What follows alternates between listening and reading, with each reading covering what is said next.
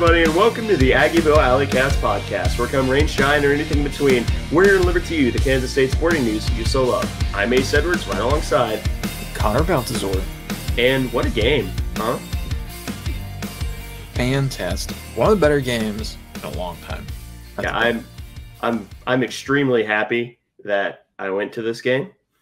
It was a 31-7 victory in favor of your Kansas State Wildcats, who are now, by law, officially the only Wildcats in the Big 12. It's just the rules. But before we get more deeply into talking about this game, we do want to thank today's sponsors, and that is Greg Arthur and Grandma. Thank you, Grandma. And if you want to support the show and have your name read out at the beginning of every single episode, you can donate as little as $1 per month, and it would really help the show. And most importantly, we would appreciate you forever, and you would live on in our hearts. But let's just dive into the more general notes about the K-State 31-7 victory. Because both of us, I think, were pretty close on the amount of points that K-State was going to score. We were very far off on the amount of points Arizona was going to score. Yeah. I think we were both in the mid to high 30s range for K-State. I think I said 38. I don't remember what you said, 35 or 38 maybe. Somewhere in there. Yeah. Point is, we were expecting maybe not a better offensive performance, but a worse defensive one.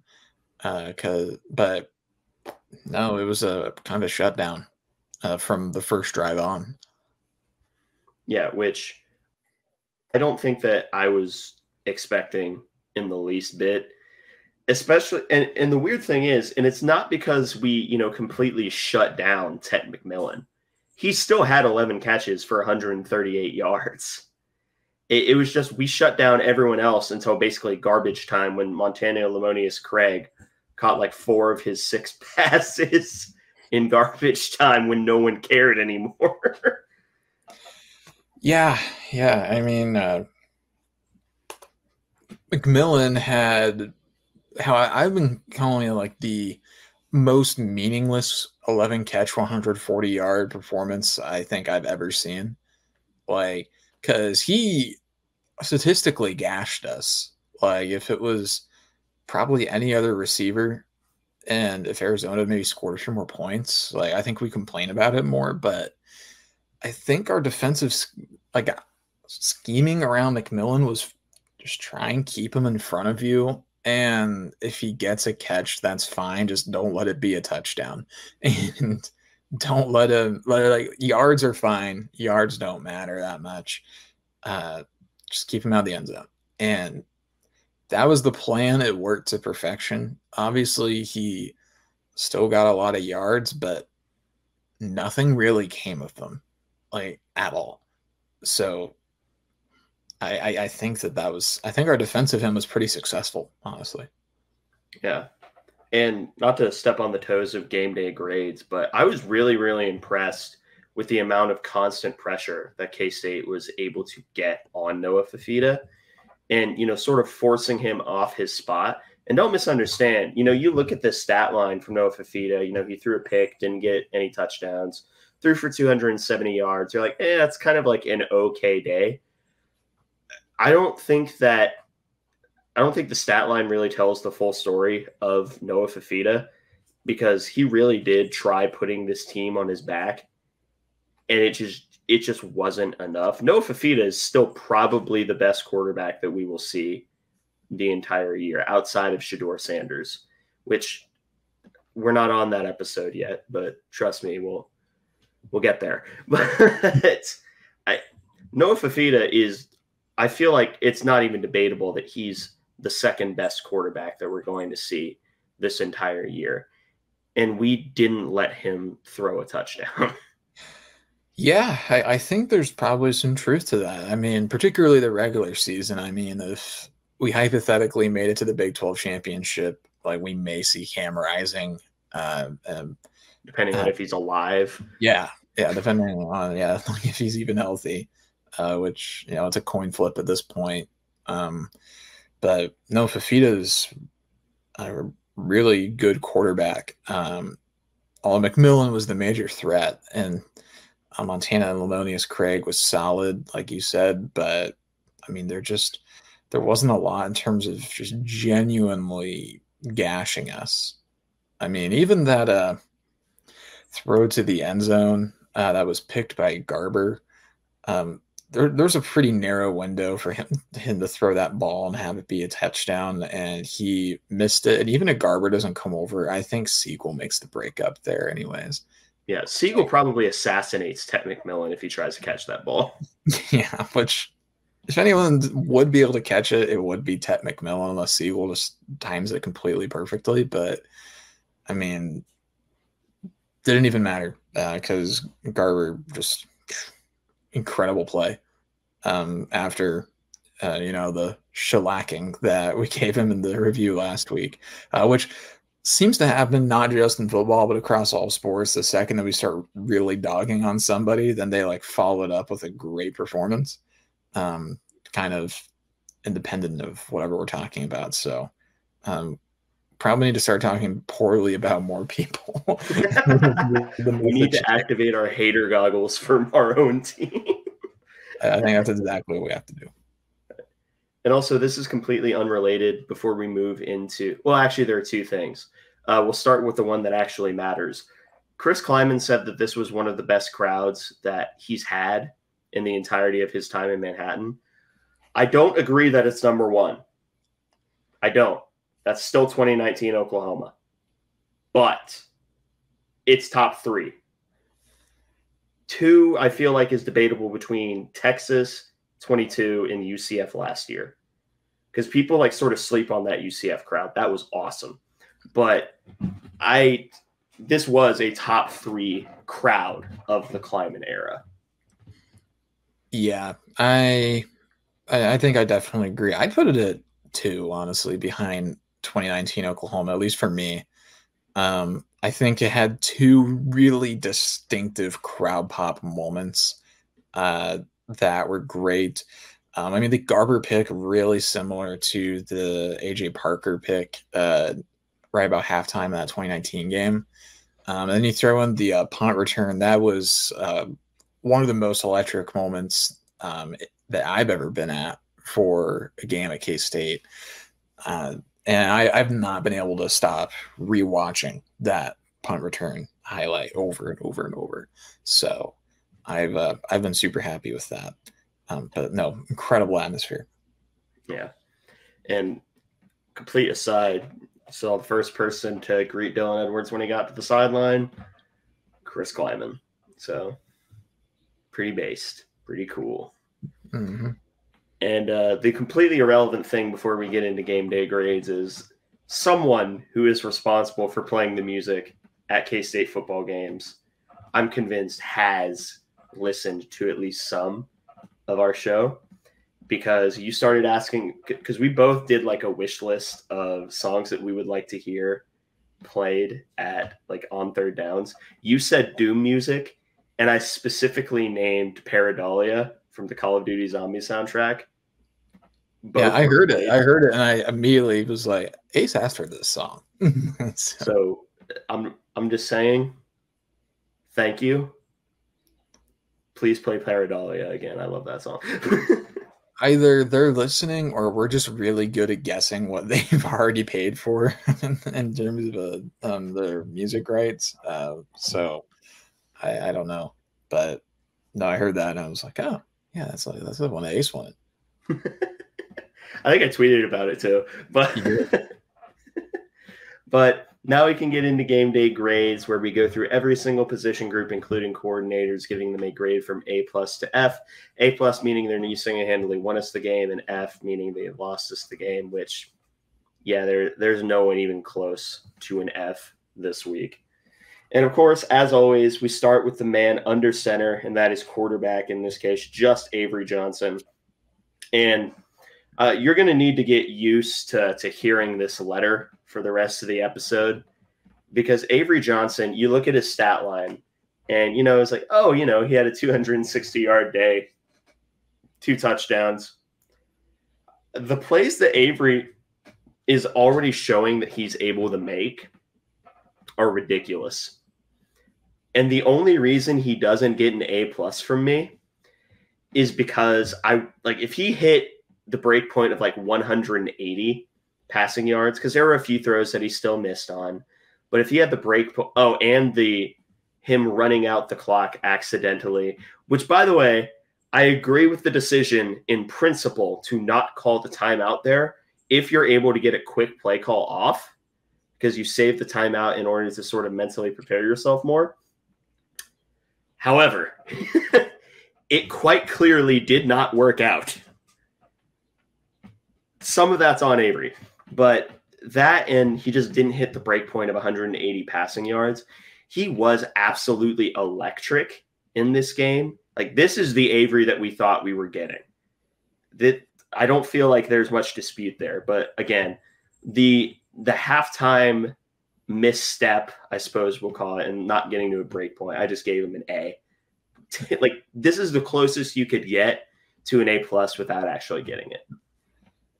I gave him an A minus. The reason was the debacle of halftime, and he, I think, missed a couple of, or he made the wrong read a couple of times on a read option. But that was mostly first half stuff. Second half, I didn't have any complaints at all. I think he had an A plus second half, honestly. His first half could have been better. It was definitely hurt by the stuff right before halftime. But he made some really high-level throws in this game. I'm thinking particularly the one to Braden Lofton inside the 10-yard line. That was like a 15-ish yard gain where, I mean, it was a just picture-perfect ball to Lofton in between two defenders and put in such a position where he could grab it and secure it easily. And it was just gorgeous pass. He had a great throw to Johnson on an end-breaking route at one point. His throw to Dante Cephas in the first quarter, great throw. Because he's going to his offside. So he's not rolling to his right. He's rolling to his left. So it's automatically way harder to make a throw. He like flips his hips midair and makes a perfect throw that Cephas just couldn't quite hold on to. Looking at the replay, I think he may have tripped a little right when he caught it. Like, I think his foot hit the ground when he wasn't meaning for it to, and I think that might have like caused him to drop it. I mean, we'll get to the receivers later, but still an A-minus performance for Avery. Once again, he has a better performance than he did the week prior. If he continues to improve at this rate, he's going to finish the year with like 7,000 like total yards or something like that. Heisman. Heisman time for Avery if he continues his rate, which I would be pretty pleased with. I don't think it'll happen, but it'd be pretty cool. It would be nice. Next up is the running backs, and this game did unfortunately break the streak of DJ Giddens getting over 100 yards. He got 86 and a touchdown. Dylan Edwards, 6 carries, 41 yards, 1 catch for 3, and of course, the punt return touchdown, in which I couldn't hear myself think. Positive, not derogatory. But, I mean, honestly, just the Dylan Edwards punt return touchdown was worth an A+. And the running backs, I don't feel like did anything particularly wrong. I mean, they ran through the holes that were given. They implemented, I mean, there was a lot in the way of option game and RPO that was implemented where sometimes they weren't getting the ball, even though there were a lot of olds around me that were saying, run the damn ball, not realize what an RPO is because they still think that K-State should run the triple option from like 1950. But that's a very obscure shot to take.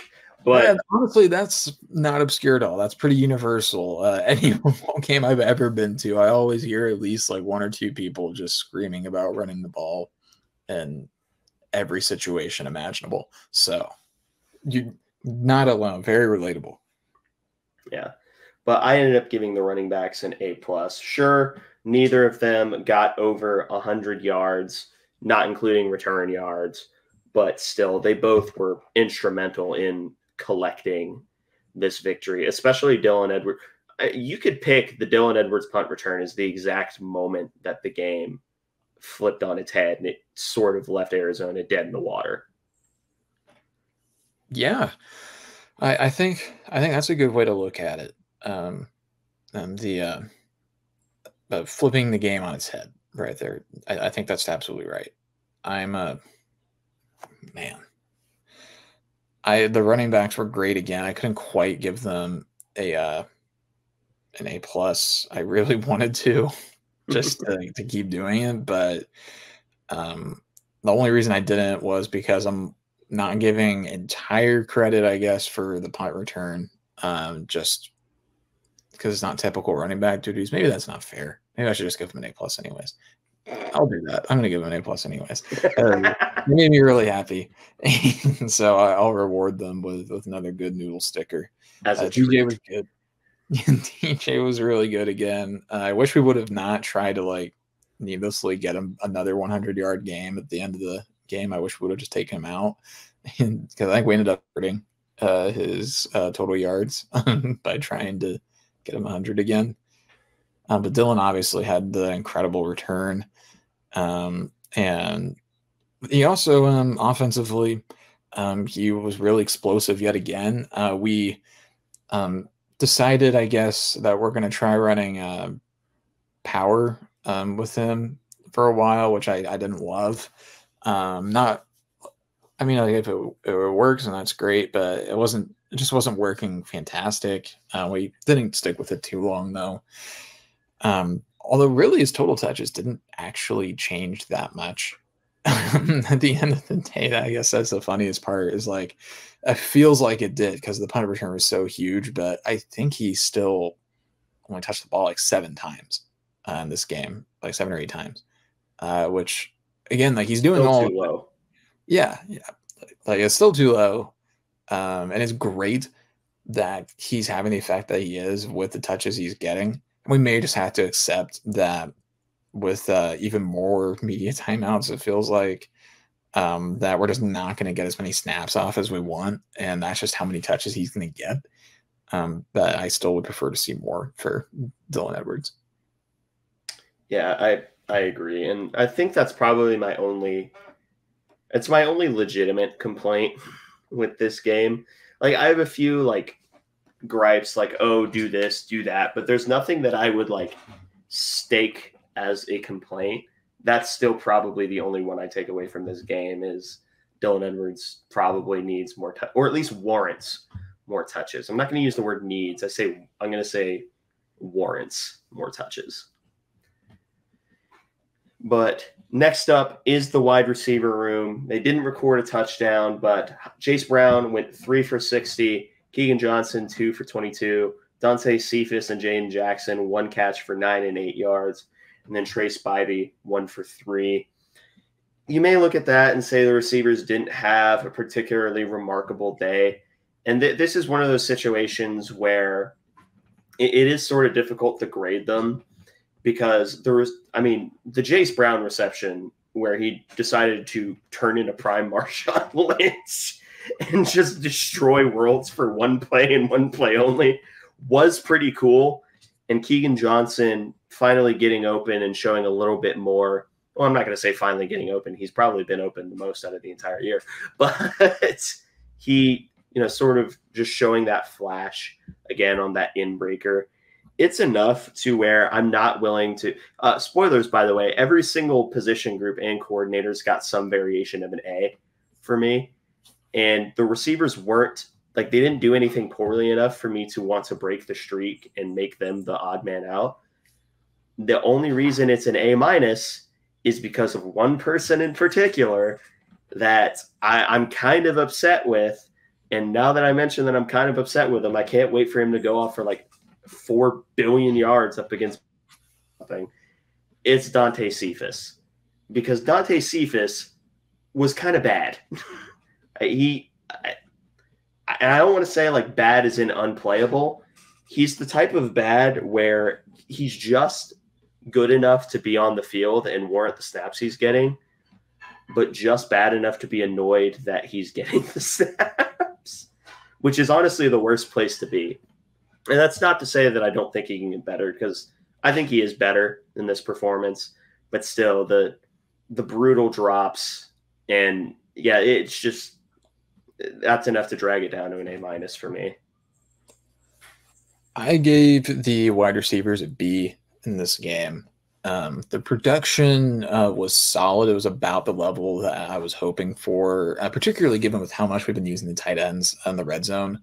I think that their performance in this game was solid. I was most impressed with their run blocking in this game. I thought Keegan Johnson and Trey Spivey in particular were just fantastic as run blockers in this game. Jace was fine too, but it was really Keegan and Trey that I was really happy with as run blockers in this game. Then Keegan was good. Cephas was getting open in this game. He just had some communication issues, a drop, and did finally get a catch. He did finally register a catch, so we have a step in the right direction. But I think in this game, I think he showed that he definitely, I agree with you. I think he does warrant the snaps. It's frustrating, but he did, if nothing else, show that he is capable of getting open. His bad drop in the first quarter, that was still a really good rep from him other than the drop. Other than not catching the ball. Yeah. Everything he did without the ball was good. He showed he was super athletic, was able to move pretty easily across the field. And he was getting open as well. Just, again, miscommunications were really hurting him in this game. But this was definitely his best game, despite having some very obvious bad moments. Yeah.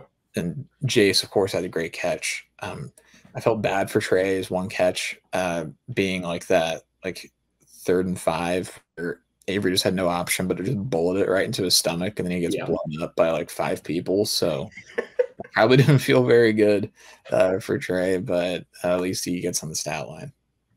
Yeah. I also think it's worth noting that you and I went into this game really, really high on Arizona's defensive backfield. And, the receivers were still able to get. There are many K-State teams that you and I have watched where this turns into a rock fight. This isn't one of those teams. Totally agree. I mean, the receivers are getting open.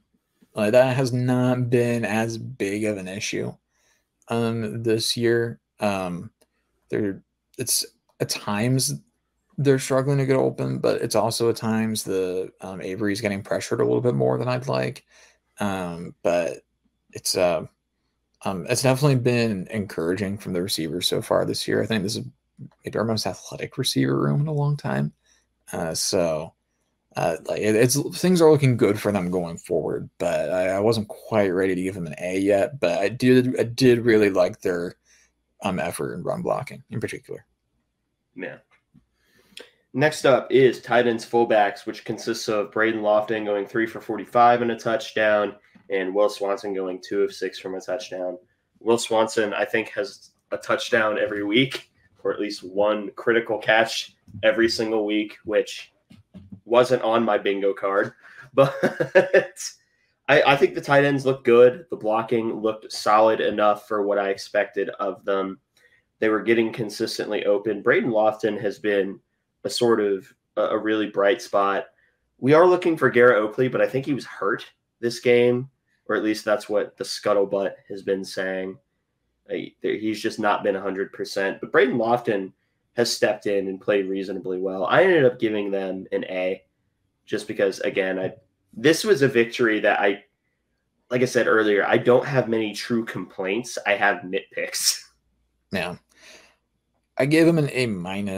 Again, Braden Lofton has just kind of come out of nowhere to be our number 1 receiving option as a tight end, which, like, full disclosure, I honestly did never think he'd catch a pass in a K-State uniform. And now he's our second leading receiver in terms of yardage. He's got 6 for 86 and 2 touchdowns this year through 3 games, which if you knew that going into the year, no, you didn't, or you're Braden. No, you're lying. And Will Swanson has been really good too. Garrett Oakley, I think he got dinged up early in this one. I think you're right, Ace. And Will Ancio got 2 snaps in this game. I think one of them was on the Lofton touchdown. And then Lofton had a great concentration catch on a perfect throw from Avery as well, I think in the third quarter. But only thing that I was really able to complain about was I didn't think their run blocking was great in this game. And I also gave them another ding because I need them to reprioritize Garrett Oakley. And they will be incapable of getting an A+ until Garrett Oakley gets another catch. So they are at a permanent disadvantage until that happens. I can't wait for Braden Lofton to break the single game receiving record, and Connor just gives them an A because Garrett Oakley got hurt. I am firm in my principles, if nothing else. Next up is the offensive line, which this was another one where I was debating with a high B because I didn't think they were spectacular in this game. I think that they were just good. I thought they would be more dominant in the running game against the defensive line in Arizona that isn't good. I sort of danced around the fact that they weren't good in the preview. I can now confidently say it without it being bulletin board material. The D-line of Arizona was bad. I think I said that they were bad, but I sort of downplayed to the extent. They're really bad. But I expected them to do the K-State offensive line to dominate a little bit more than they did. But outside of that, they weren't giving up a lot in the way of total breakdowns in pass protection, which with the pocket presence that Avery has, which honestly might be his most underrated trait at this point, he just doesn't work himself into pressure, which is really rare for a young quarterback. Like, he has that amazing sense of where pressure is coming from. You just need to not have a total breakdown on your offensive line and you'll probably be fine. I ended up giving the offensive line an A- again, because this is a game that they probably should have been able to. I know Arizona is a Power 5 team, and I think a lot of the defensive line for Arizona was just trying to be a tree stump that wasn't going to move. But I still expected them to perform a bit better in the running game, especially. So A-. I'm being kind of a negative Nancy this episode because I was the negative Nancy last week, so that's true. I'm being very nitpicky. The O-line was my lowest grade of the entire week. I gave them a B- in this one. There's a few reasons. Actually, there's 2. I didn't like how the tackles played in this game. For different reasons, to be fair, for both of them. Kilty, I thought, was not very good in run blocking in this game. In fact, I thought he was at times a borderline liability in run blocking. And Carver had another really rough game in pass protection. It was noticeable in game. I thought he was getting beat a lot. And again, PFF numbers, take them with a grain of salt. PFF says that Carver gave up 8 pressures out of 14 total for the entire team. So that's according to my calculations, not good when you're responsible for over 50% of your team's total pressures allowed. So rolling with that logic, and also just the eye test, I didn't think that he looked great. I was surprised that Panzer played and started and played the entire game. But I was decently happy with Sam Hackett. Taylor Poitier, I thought he was pretty good too. Panzer, I thought was up and down, but had some big moments. And then Pastore rotated in, Langang rotated in. And I think Pastore was fine and Langang was pretty good. But again, I know a talented unit. And I know that it can be even better. So I guess I'm being a little bit hard on them. But that definitely could have been a lot better than they played. And maybe I'd be even more harsh if we'd lost, but like we won, so it's not that big a deal. But B- for me. Yeah. Moving on to the defensive side of the ball, we start with the defensive line, who was very, very good at making Noah Fafita uncomfortable and forcing him outside of the pocket. And really, spoilers, I gave them an A. What's keeping them from an A+? They didn't get a sack. Well, never mind. Brendan Mott got a single sack. Sorry. Yeah, I thought that was a linebacker for some reason. For some reason, Brendan Mott turned into Austin Romaine in my mind. But yeah, they only got a single sack, but that really doesn't tell the entire story because who has been pretty consistently confident in the pocket was starting to get a little scared and like constantly rolling out. And half of that was because there was constant pressure. And the other half was because he stopped trusting the offensive line because there was pressure.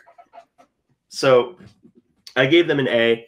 I wish they got more in the way of sack production, but they being Arizona, didn't get more than 60 yards rushing. So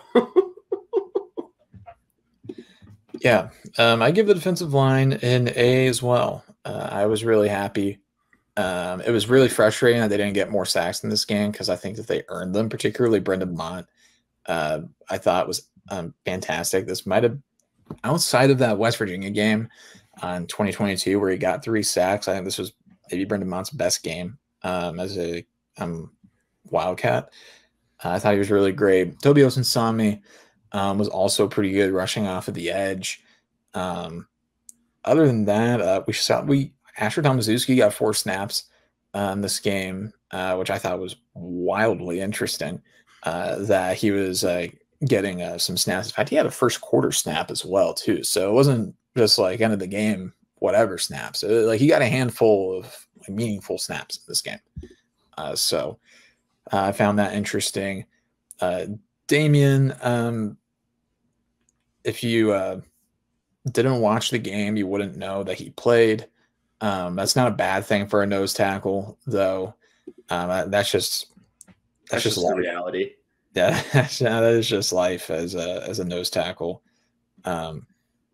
He was great in his own ways, but again, that's just life as a nose.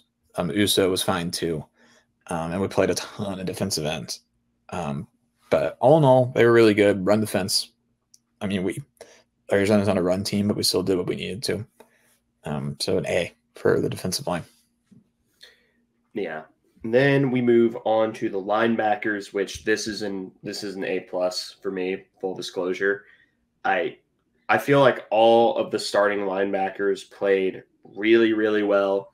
Austin Romaine, again, Austin Romaine may well be the worst evaluation miss in Aggieville Alleycats history, which is crazy to say because I never thought that we would get worse than Jacob Parrish. But speaking of, those were the 2 tackle leaders on the day, was Jacob Parrish and Austin Romaine. But Austin Romaine and Austin Moore were both highlights. And again, this is a nitpick, I feel like Austin Romaine could have tackled a little better, and Desmond Purnell could have perhaps been a bit more patient on a few of the plays, especially when blitzing. But, I mean, that's just Dez. Dez is going to play with his hair on fire no matter what. I'm not going to hold that against him. That's just how he plays. And neither of those are bad enough or enough of a negative for me to give them an A+. Again, the only true evidence that I feel like I should give, and I could have just said this, they got less than 60 yards rushing. Yeah, and I don't know what to add. The linebackers were once again excellent. Austin Romaine, I totally agree. One of the biggest eval misses ever for us.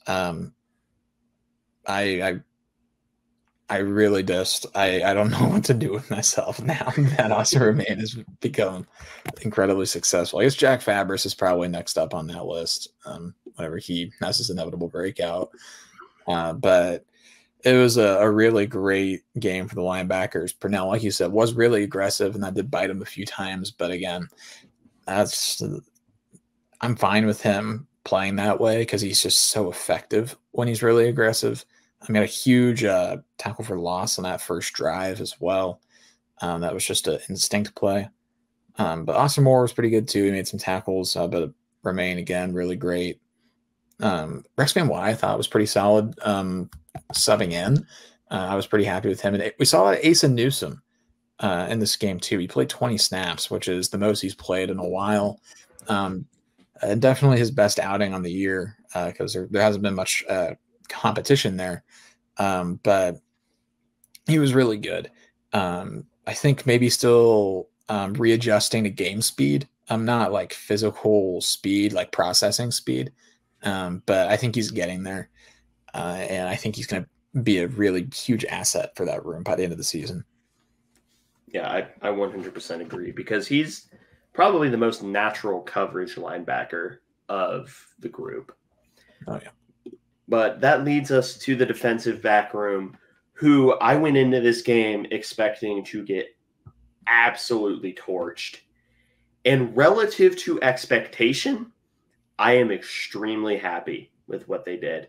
And even if I don't take the fact that they were going up against the best or second best receiver in the country, it's Travis Hunter versus Tet McMillan, who, depends on what you're taking. I personally think that Travis Hunter is probably the better player. Tet McMillan is probably the better receiver, like in terms of skill set, but again, neither here nor there.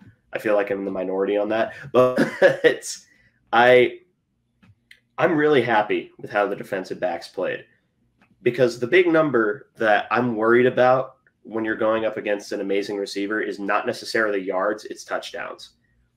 Tet McMillan didn't get a touchdown this game. Keenan Garber made me look like an idiot for tweeting that he was unplayable last week. And then I was reminded about that tweet because his brother retweeted it. So I therefore had to go back and own the L. I could have deleted it. Probably should have. But I went back and owned the L. This is an A-plus performance for me, for the defensive backs. They didn't give up any passing touchdowns to one of the best quarterbacks in the country, throwing to one of the best receivers in the country, who will be a first-round pick. And they are able to contain everyone else outside of garbage time in their one-on-ones. I went back and forth between an A and an A+ on the defensive backs because I was trying to weigh how they performed relative to my expectations versus just overall. But I think that you've probably convinced me here to end up just giving them the A+ because I think that they probably earned it. Keenan Garber had that just unbelievable interception where that wasn't even his guy in coverage. He just read the play and went and made the pick. And that's, dare I say, an unteachable thing. At the very least, it's very difficult to teach. And who would have thought it'd be Keenan Garber with the most natural cornerback talent on our roster in a Big 12 title contender squad. So it's a interesting thing to think about. But Jacob Parrish was really good too. I think he had a pass breakup at one point that he didn't get credited with. So I don't know what's up with that, but he was good. Had a ton of tackles. He's just been killer in run support this year. I mean, like whatever qualms we had about him, like struggling to tackle because he's undersized. I'm pretty well over those. I thought he was pretty great. Colton McAllister had a huge fourth down pass breakup as well. Jordan Riley had a near interception. It should have been a pick, honestly. Like I keep forgetting that it happened, but then I see his name on the stat sheet. And I just remember it just went right through his hands. It was a Marquis Siegel moment for him. And but otherwise, the safeties, the whole defensive backfield, they definitely played with a chip on their shoulder from last week and knew that they were better, and they took an immense challenge and they stepped up to the plate, and they should be super proud of how they fared against Ted McMillan and Noah Fafita. So that's an A+. Yeah. And now we can move into the coordinators, which we forgot to cover the offensive coordinator with the offense. My fault. I'll own that. That's on me. But now we can talk about Connor Riley, which there's, again, I feel like I have to preface this every week. Connor Riley has been a very pleasant surprise for me because I was very low on the Connor Riley hire. This is the game where I am 100% willing to say that I was being hasty with my reactions, bordering on wrong. If he has another game like this, I will fully admit that I was incorrect. But there's only one knock on Connor Riley in this game, and that is that final drive of the first half. That was awful. Like, that was objectively terrible. Like, the play calls just kind of didn't make a lot of sense. And, of course, some of the clock running out is on Avery and not calling the timeout. That's not on Connor Riley. But I just didn't like any of the play calls. And that's enough to knock him down from an A+ to me, because that was sort of – people are going to forget this. But the game wasn't over at that point. The game was very much still a sweaty. And that was the moment that K-State could have started to pull away much earlier than they actually did. And I feel like that was the only moment where it felt like Connor Riley sort of got in his own head a little bit too much. And that kept him from an A+.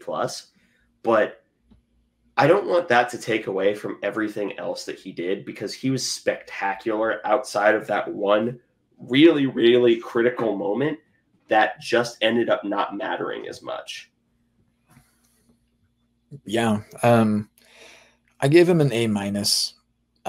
Again, this was once again his best game this season. I think we bordered on running Avery too much in this game, as opposed to what we were doing before, which I think I'd rather have that be the issue, particularly when he was not taking hits at all. Really, he got sacked a couple times, but they weren't violent like hits or anything like that. Part of the ding here is I still want to see Dylan Edwards get a few more touches. I like how we've been using him. I would just like to see a little more volume. I'm not asking for like 20 touch a game, Dylan Edwards. I'm asking for like a dozen, and that I'll be whelmed if that. I'll stop complaining if he gets a dozen. Is how I'll put it. Like I'll shut up and put the fries in the bag if we just get Dylan Edwards a dozen touches. That's all I want. But otherwise, receivers were getting open. The running game, I thought, and passing game really complemented each other in this one. His unit, I guess, could have been better. I thought that the line, along with the receivers, were probably the weakest unit, but the line in particular, I think, struggled a little bit in this game. But Riley's play calling, I thought, was really great in this one. I guess I could nitpick a little bit, but I'm not going to do that. I don't think it's really worth it. And overall, though, really good day. First half, again, a little slow. But third quarter, it seems we finally got rid of our third quarter curse from the Kleiman era, despite a frustrating amount of emptiness on the west side the stadium in the beginning of the third quarter, and what was probably the biggest game in the Bill in a while. They came back at least, but I was pretty annoyed about that. But we've seemed to have figured out how to run an offense in the third quarter, and I'm pretty happy about that. So good on you, Connor Riley. Solid night, A-. Last but not least is Joe Klanderman.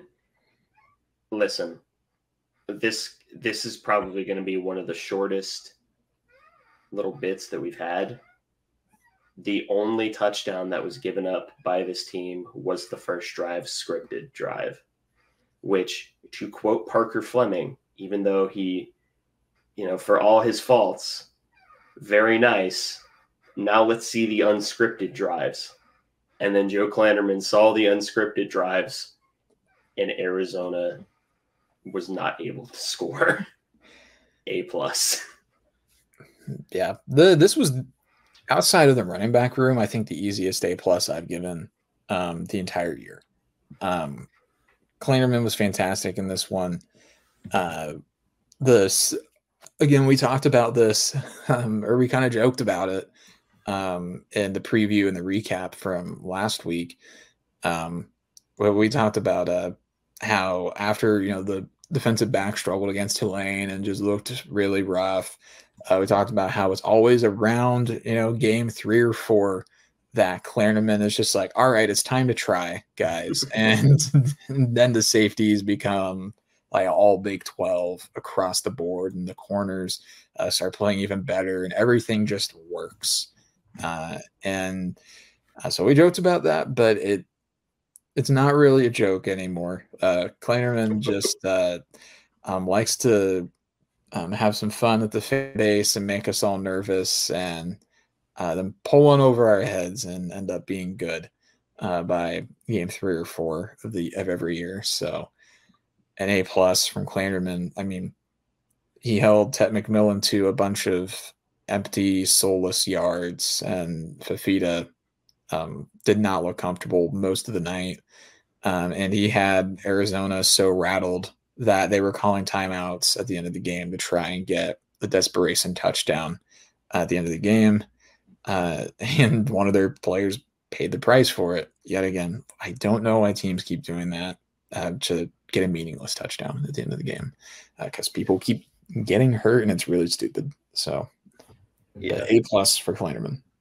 Yeah, and to quote you from 2 years ago in the West Virginia game, sometimes Coach Klanderman leaves on the hullabaloo settings from Fun Time Practice Friday. This was a Friday game, and you could say there was some hullabaloo in this game, but only in a good way. So yeah, that's the secret. But I would say now getting into the sort of final closing thoughts, this is honestly probably a top, and no, it didn't feel like it at the time, but this honestly probably does slot itself into the top 10 victories of the Kleiman era. Yeah, I agree. And I'm looking at this list, and I think it might slot into number 5 on my list. I think it might beat out the LSU Texas Bowl and make it into 5, because I have mine in my notes app, and that's where I keep my game day grade. So I'm cheating and able to look at it really quickly. I'm doing the exact same thing. So Nicholls State, you're out of the top 10. You suck. Get lost. It's now the cat battle for the scratching post in number 5. And, battle for the scratching post. All right. Well, I hope to God that catches on. For what it's worth, that's not an original idea. That is a 10-12 network tweet that I'm stealing. So I still hope it catches on. I also hope it catches on. That's why I've been trying to say it a little bit, because I think it's funny. And I think K-State needs more trophy games, because Minnesota has like 6 and they suck. So if they get to go battle, or if they get to go blown out by Michigan every year, and Michigan gets to keep a little brown jug, like, we should get to have a scratching post in our trophy case. I think that's fair. I agree. Also, to make comment of where mine would be, it probably slots in at Stanford, like just above Stanford 2021, which would put it at number 6, which knocks out Mississippi State 2019. Mississippi State is just staying in mine at number 10. Like, I remember our lists were like pretty much identical. Yeah, especially I think 4 through 1 was the exact same in the exact same order. I can't quite crack the top 4. It's kind of close to OU 2020, honestly, just because I'll put it like this: if we end up going on like an insane run this year, and this game ends up being like the catalyst for it, then I'll probably move this game up a little bit more. But as of now, it's at 5. Yeah. Yeah, it was one of the most complete team victories that we've seen in the Kleiman era. And, it really sort of gives credence to the amount of juice that has been put in to this season from the fan base.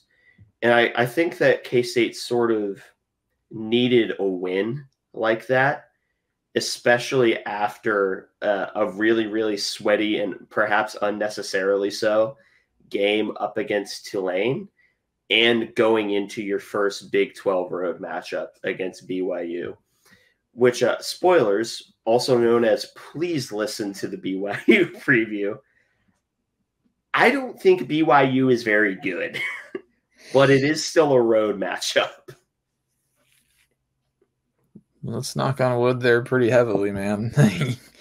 We can't be putting that out into the world. If we lose, it's your fault because don't worry. At this point, I think I'm responsible for 4 K-State losses. Probably. That's a shame. That could happen to anybody. But yeah, what are like the best? Like how does this victory make you feel? How does it make me feel? Really, really great. I was super happy with how this game went. And on top of it, the surrounding circumstances were fantastic as well. Because there were only 2 games on Friday night. So if you were watching college football, you were either watching K-State blow out a top 20 team, or you were watching KU lose to UNLV and a quarterback that went like 7 of 18 and threw for like 80 yards and had a higher QBR than Jalen Daniels. So if you're a K-State fan, it doesn't get much better than that for like a week 3, like Friday game, like, because it was all eyeballs on K-State, really. And if it wasn't all eyeballs on K-State, it was people laughing at KU losing in a soccer stadium to UNLV. So that's a pretty great outcome, honestly, if you're Kansas State.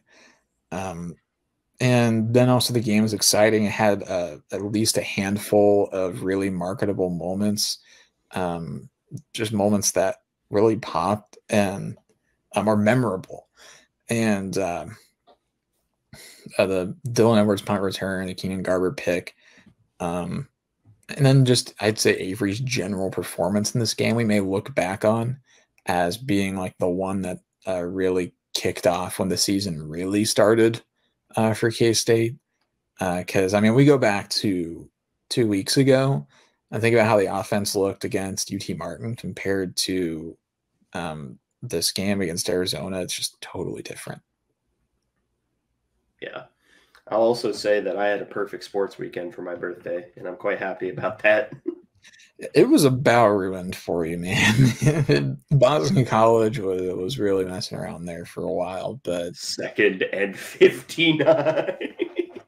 Yeah, at least you got some no contact CFB action in there with the 2nd and 59. How ridiculous, but and also I don't know why I keep like watching Florida State and like because I don't have any dog in that fight at all, and I don't particularly care about them that much, but I really do find it so interesting how one injury has completely demolished that program. Like Jordan Travis getting hurt at the end of last year has taken Florida State from like on the brink of making the playoff, like or being a playoff lock, really is what they were, to they've now lost like 5 in a row, and like Mike Norvell like might not make it halfway through the year. So things can move really fast in college football, and I guess it's just like an antithesis of like what K-State's got going on. So what a night. It's a bad start. Very bad start. Florida State may not win a game this year. Like, we'll see. They'll probably beat an FCS school because they haven't played an FCS school yet, but man. Yeah, it's an evil world It's out pretty. there. It's pretty bad. It's pretty. Malik Benson should have come to K-State. Do you think he's regretting that decision? I would bet so. I guess it depends on how much money he's getting in NIL and how nice his do they have is Tallahassee by the ocean? I don't think so. I think it's close because it's in Florida, but Well, yeah. Is it like Orlando close or Miami close? let me real quick. Let me real quick. Yeah, the quick geography lesson here with the Aggieville Alleycats this week. This is our wacky segment of the week. Is what's going on right now. Yeah, this is. Hang on. Oh, it's like, I'd say probably about 30 to 45 minutes from the ocean because it's on the Panhandle. Fair enough. Yeah. Yeah. I knew that's about where it was, but I didn't know if it was coastal Panhandle or like night folk Panhandle. Like, it's about like, it's closer to the border with Georgia than it is to the ocean, but it's still pretty close to the ocean. Okay. So back to what I was talking about with Malik Benson. Not close enough for him to have an NIL beachfront condo, probably. Maybe a NIL beachfront timeshare through NIL, but anyway, you have any final notes about the game? Let's not have a letdown Saturday because I'm going to cry if we do.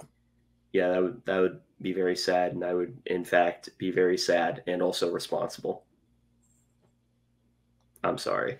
Anyway, thank you all for listening to this episode of the Aggieville Alleycats podcast. If you want to follow or contact the show, you can follow us just about anywhere at Aggieville Alleycats. And if you want to email us, we're AggievilleAlleycats@gmail.com. If you want to follow us on a more personal note, I'm at ACEdwards00. I'm at Connor Bounce capital C, capital B. And if you want to support the show financially, please be sure to check out the official Aggieville Alleycats merch store and the supporters link both in our podcast and Twitter bio. But most importantly, thank you all for listening to this episode of the Aggieville Alleycats podcast. Where come rain, shine, or anything in between, we're here to deliver to you the Kansas State sporting news that you so love. Stay safe.